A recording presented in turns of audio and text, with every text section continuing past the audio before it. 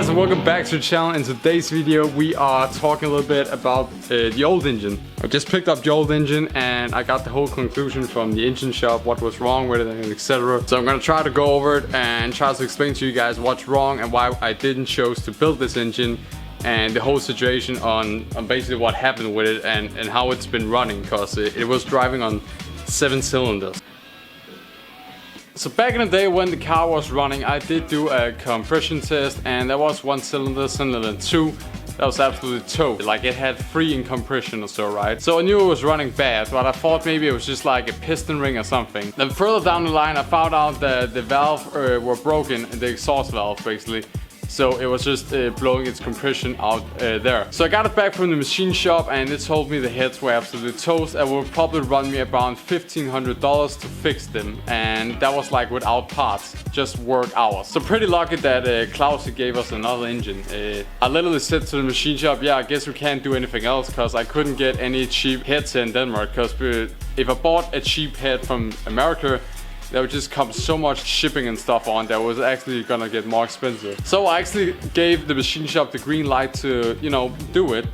And luckily that week on Wednesday, Klaus said that I can get this new engine. And the first thing Monday morning, you know, I called the machine shop and he was literally standing at the machine, measuring up and like getting ready to drill into the block and everything, you know, and I luckily caught them. Now the block itself wasn't that bad. It literally just needed a honing and, you know, some new bearings. That was it. There was a little bit of heat spots on the cam, and I also said that I wanted another cam in it, so the cam was gonna get replaced anyways. Now also the rod bearings was a little bit heated, as you can see, but you know, it was still good. But the heads was just so destroyed that it wasn't worth saving, so yeah. So that was just a little rundown on the engine and, you know, such from the engine shop's point of view, if you will. Now I'm just gonna real quick explain some things that I noticed throughout the whole year that I daily drove the car. So one thing I noticed was like, I don't know, after 6 months to 5 months, when I also started at the mechanic school or whatever, where I approximately had 20 to 30 minutes on highway from school back and forth every day. One day when I took an off ramp pretty quick, if you will, and the car was leaning, you know, going around a corner, which probably, you know, meant that the engine oil was sloshing around to the side and stuff, so the pickup tube probably hasn't got any engine oil, you know, probably couldn't pick up any oil, so it started making this really weird noise, like essentially a rod came out the block or some insane thing, right? Pretty hectic noise. So I was like, damn, I gotta pull in real quick. But like as soon as I went straight again, the sound disappeared, and I was like, maybe a dumb thing to me to do, but I kept going because I thought, okay, it's gone. I'm just gonna give it 10 seconds to see if anything comes back, and then nothing happened. Then I would say a week after something, we were having a little bit of fun at school with some buddies, as you do, you know.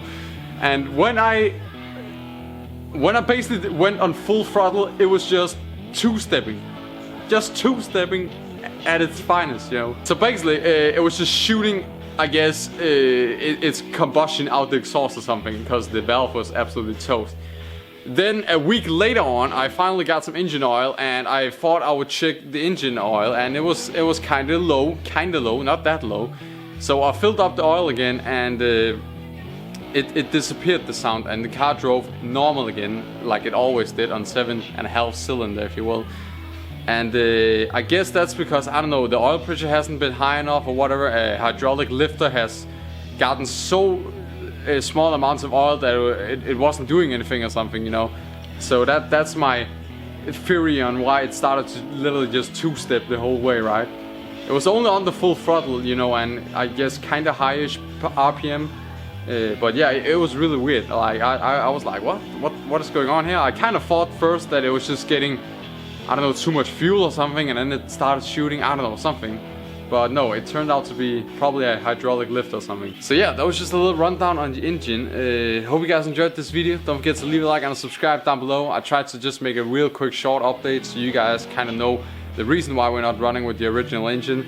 And we now have this beautiful blue beast right here that the owner of the green machine 1968 Firebird, Klaus, gave us. Amazing. If you guys haven't checked that video out, my last 2 videos, go check them out. His car's so badass. It's just cool. I can't even.